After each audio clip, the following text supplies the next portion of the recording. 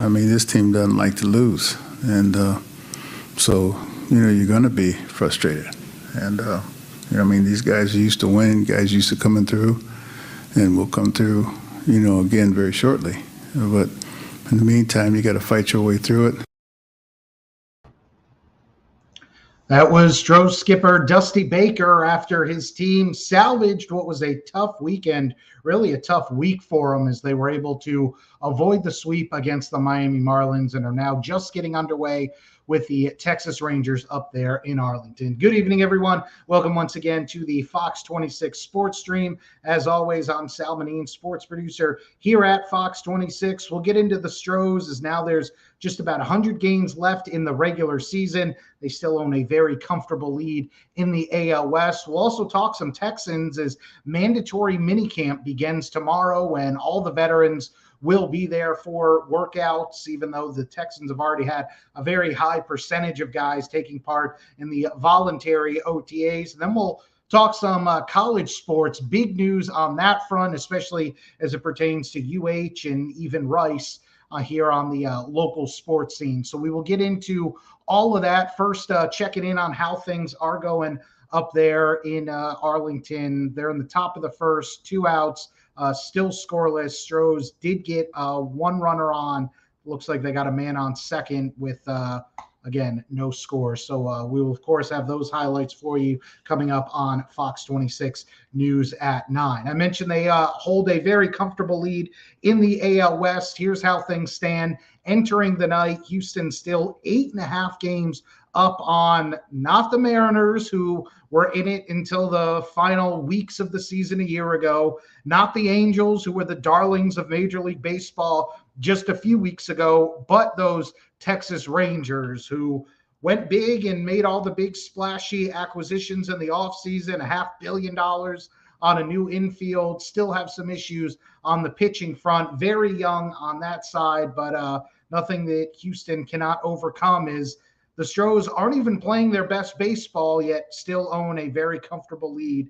Like I said, 8.5 games entering the night, the only team in the AL West with a record above 500. So it's looking more and more, and obviously we're not even out of the month of June. We still got a month until the All-Star break, but it's looking more and more like this is going to once again come down to the Stros and the Yankees for the AL pennant. They have certainly separated themselves as seemingly just a tier above everybody else in the American League. But again, still a lot of time between now and when you get to October. And there's a couple different ways you look at this if you are an Astros fan. The glass half full approach is you still got a lot of guys banged up, still got guys on the injured list, notably Lance McCullers Jr., Jake Odorizzi.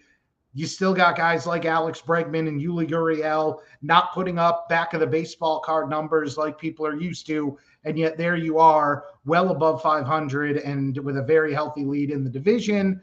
Or the other way you look at it and you say, are you starting to see some cracks in the armor, that perhaps the juggernaut that has gone to the ALCS 5 years running, maybe that this is a sign of things to come? And you're now looking at the third year in a row in which Alex Bregman has not looked like the former MVP candidate, that you are looking at a Yuli Gurriel who maybe age is finally starting to catch up to him. Maybe the injury problems that have plagued guys like Lance McCullers Jr. are just what they are, and that's the type of pitcher he is, that he's always going to have to deal with all of that. So as always, the truth is probably somewhere there in the middle. Now, some of the good news is reinforcements are on the way. As I mentioned, Lance McCullers Jr., we know, still planning to return to the rotation at some time in the summer. But Jake Odorizzi took a big step forward in his return. Remember, it was about a month ago that he collapsed with a non-contact injury at Fenway Park, had to be carted off the field, looked really bad. Did he tear something in his knee, blow out his Achilles? What is it? Turned out just to be a bad strain. He's been able to throw, he's been able to run, and now over the weekend he was able to start taking fielding practice which Dusty Baker called the final hurdle. If he can cover first base and isn't a liability if a team decides they want to try to bunt on him, then the Stros can get him into some rehab games and get him back into the rotation sooner rather than later. Here's what Jake Odorizzi had to say yesterday after he went through PFP, pitchers fielding practice, and how he's feeling. I mean, it's still a little sore, but if I wasn't, I could have gone 100%. So that's why we wanted to ease into it. First time out, not overdo it. But it went well overall. Every movement was good, and we go from there. Just covering first. That's when the injury happens, doing something. Usually, the last thing to come is the movement that caused the injury. So pushing off, going full speed that way is a tougher movement than some of the other ones. But some of the other ones, the bunting stuff, felt completely normal. So it's a good day. And I mentioned Lance McCullers Jr. continuing his rehab. He also went through pitchers fielding practice, and everything still appears to be on track for him to return to the rotation before the summer is out. Now, that's on the pitching side of things. The Stros also have a very big component in the order, and that is Jake Meyers, who came on and had a nice finish to the 2021 campaign, got off to a good start in that American League Division Series against the White Sox before crashing into the wall, ended up having to undergo surgery in the offseason on his shoulder. He's now back up in AAA playing rehab games with the Space Cowboys. Here's what he had to say as he is taking one step closer to returning to the big league ball club. It's been a long time coming, all the work the past however many months, and a lot of great people have helped me get here, but I'm really excited to be back. How tough has it been for you to be patient? It's been really hard, being away from the game, being away from all my friends and buddies, teammates. It's been tough, but I'm excited to be back. I know you don't know a specific timeline, but do you have a feel generally how close you are? Yeah, I mean, I feel like I'm getting closer every day. As far as specifics, I don't have a ton of specifics on that, but just every day, every rep is getting me a little bit closer. Well, he was a huge part of our success in the second half last year, and I think when he's right, he's one of the best defensive center fielders in the game and certainly provides quite a bit at the plate. That said, Chas McCormick and Jose Siri and now Mauricio Dubon have been doing a great job out there for us in center field, and it's given us the luxury of making sure that Jake is fully healed and not rushing him. But, when he comes back, he's going to be a big part of this club going forward. And that is the kind of long-term plan for the Astros, at least right now, is they want to see what does a full season of Jake Meyers look like. Started tearing it up last year at the AAA level, which is what prompted the Stros to deal Miles Straw, their everyday center fielder. And Jake Meyers was able to fill in admirably down the stretch. And like I said, was playing well before he crashed into the wall up there on the south side and has not played in a major league game since. And so the Astros really want to get a sense of what does it look like when you have a young, dynamic, athletic center fielder out there and you can see him over the course of 162 games. Is this a guy who can be your center fielder for years to come? Because obviously you're not going to just replace a George Springer, but if you can mix in what you're getting from Chas McCormick, who has some pop in the bat, what you're getting defensively from Jake Meyers, who, again, we've seen some pop in the bat in the limited action that he did see. What does that look like, especially as you get closer towards the home stretch in the postseason in 2022? So still a ways down the road, but again, if there was ever a time where you can kind of tread water and hope that veterans like Alex Bregman and Yuli Gurriel get back on track, and that some of these injured guys like Lance McCullers, like Jake Odorizzi, like Jake Meyers can all get back and feeling closer to 100%, it's while you have a healthy lead in the division. As right now, the Stros have an early lead. They lead 1-0 over the Rangers. They just got out of the top of the first. Stop me if you've heard this one before, but Yordan Alvarez with another hit, an RBI driving in Jose Altuve, who led off the game with a double. So again, we will have an update and highlights for you tonight on Fox 26 News at 9.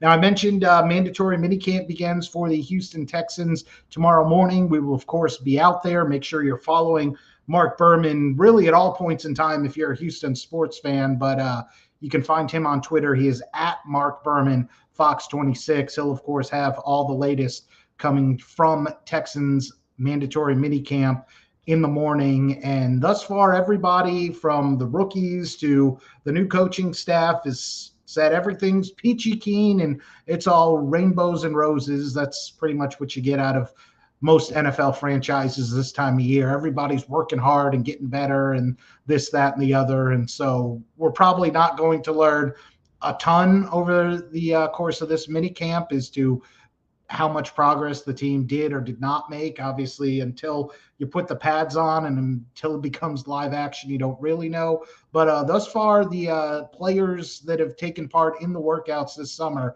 have nothing but positive things to say about the new coaching staff, especially on the offensive side of the ball. We know that Lovie Smith's background is on defense, and that was a unit that played above its head at times last year. But now with Pep Hamilton taking over as the offensive coordinator, let's check in with another one of the veterans on how that side of the ball has been going so far this summer. You know, I don't want to get into too many comparisons, but, you know, Pep's done a tremendous job so far, you know, making sure we're taking it day by day. And, you know, with the new things he puts in the offense every single day, make sure we really hone in on that day and we get it done. You know, we're not taking steps backward, we're taking steps forward. And so any new progression that we get to the next day, he wants to take advantage of it while we're out here on the field. And, you know, I think Davis has done a great job, you know, making sure we're all in the right place. I mean, he's so comfortable, you know, this year in the spring and really with the playbook. It's kind of amazing. He knows where guys are lined up. You know, even myself coming out there, you know, a new play, and he's like, "You're right here, you got this." And I'm like, okay, that's pretty awesome for a second-year quarterback. So, yeah, it's been a joy seeing him, you know, grow every single day, and especially in his leadership. So if you're a Texans fan, you're liking the things that you're hearing about Davis Mills. Obviously, nobody's coming out and saying, oh my goodness, the Texans have the next Patrick Mahomes, but they're not coming out there and saying, yeah, there's some issues. This kid's not ready for the bright lights. He's not ready to be QB1. He's not ready to lead the franchise going forward. Now, we're not saying that Davis Mills is the franchise going forward, that he is going to be the next signal caller for 8, 10 plus years, but at least for 2022, he has earned the right to go in as QB1 and to have every chance to make his mark and keep a stranglehold on that job before you have to start thinking, all right, do you need to take a quarterback in the first round in the 2023 draft? So again, mandatory minicamp begins tomorrow. We'll get a closer look at guys, and then there'll be a few weeks off before they get closer to training camp at the end of July. All right, before we get out of here, I did mention some big news on the college sports front, and that is we now have an official date. There were kind of rumblings. There was reading of the tea leaves. It was kind of expected that this upcoming school year would be the final year that U of H would be in the American, and now that is official. Beginning July 1, 2023, the University of Houston, along with BYU, Central Florida, and Cincinnati, will officially join the Big 12 Conference. And at least as things stand right now, UT and OU are still part of the Big 12 Conference. So you're looking at least a year, if not maybe even 2 years, that U of H is playing in the same conference as the Longhorns and the Sooners, along with everybody else who has been a part of the Big 12 for a few years now. Let's check in with some of the movers and shakers at U of H about joining the new conference, again, beginning July 1st, 2023. I think it's great for our athletic department. You know, when the old Southwest Conference disbanded and the 4 Texas schools, the original 4 that went to the Big 12, the only difference in those schools' growth and Houston's growth or lack thereof was just staying nationally relevant. And that's what the Big 12 does for you. And let's face it, it comes down to dollars and cents. What it does for us, just financially. We've worked so hard to get what we have, but we probably have done more with less than anybody in the country. The problem with playing in the Big 12 in basketball is that everybody in that conference can make the Sweet 16, you know. And, the fans, everybody's excited. I don't know how excited I am about that. You know, this has been a goal of the universities for over 3 decades. It's a testament to the leadership that we have here at the University of Houston. Obviously, Renew Couture has been here for 15 years working on this, you know, and Tillman Fertitta's leadership and Chris Pesman's relentless, you know, effort towards trying to make this happen is pretty awesome and pretty special for the university in general. Our main focus is 2022, you know, football team in the American Conference. We have goals. You know, we got to the conference championship last year. We'd obviously like to get there again next year and try to win that thing. As an alum, I'm proud of all the people involved and happy for the players, the fans, the administration to get to have this opportunity. And it's quite possible that at least 2 of those coaches, Kelvin Sampson and Dana Holgerson, could be taking a conference champion with them into the Big 12. I mean, UH men's hoops is likely going to open the season as one of the top 2 or 3 in the country. And again, the UH football team, just like they did a year ago, the expectation is double-digit wins, if not an undefeated regular season. And there's a very good chance, a couple bounces go their way, that they could run the table, much like Cincinnati did last year. I don't know if U of H is going to get into the college football playoff. Again, we're still a long ways away from that, but at least on paper right now, U of H is probably going to be favored in all the games that are presently on their schedule. And then they'll see what happens if they are able to get to the American Conference title game once again. I mentioned Kelvin Sampson's group likely to be preseason top 5, if not preseason top 2 or 3. That's because this is what the lineup is looking like for Kelvin Sampson and his staff heading into the 2022-2023 season. The big name that you will see there, if you are a college hoops fan, is starting in the backcourt, Marcus Sasser, a senior guard who was on his way to what might have been an All-American season the first month or so of the year last year before suffering that foot injury, ended up needing surgery, missed the entire year, and even without him, U of H went all the way to the Elite Eight and were right there with a chance to possibly go to the Final Four for the second year in a row. But Marcus Sasser withdrew from the NBA draft. He will be returning for his senior year, and U of H is also getting back Tremont Mark, local kid from Dickinson who had a tremendous freshman year, was hampered by injuries last year, and then ended up needing season-ending surgery. Both those guys are back and being added to a vaunted recruiting class, without question, the best recruiting class since Kelvin Sampson took over as head coach, highlighted by Jarris Walker, the 5-star McDonald's All-American, maybe even a one-and-done type player, one of the highest-rated recruits in the history of Cougar men's basketball. So you're looking at possibly a starting lineup that has at least 3 NBA players on it in Marcus Sasser, Tremont Mark, and Jarris Walker. And then again, you're adding in some other very talented guys. Jamal Shed completely took over down the stretch as the point guard and was the leader of this team. And he and Marcus Sasser might be going into the 2022-2023 season as the most electric backcourt in all of Division I men's basketball, certainly one of the highest rated backcourts in the country. Terrence Arsenault, another local kid from just down the road in Beaumont, 4-star recruit coming in, can do a little bit of everything, handle the rock, shoot from the perimeter, get out and run, uses athleticism. So it's going to be a deep team. It's going to be a talented team, and the expectations are going to be very high for Kelvin Sampson and company. Before we get out of here, let's check in again with Coach Sampson after he got the very good news that Marcus Sasser will be back for his senior year. Marcus is such a hard worker. The reason why I'm excited about this team is our best players are our hardest workers, namely Marcus.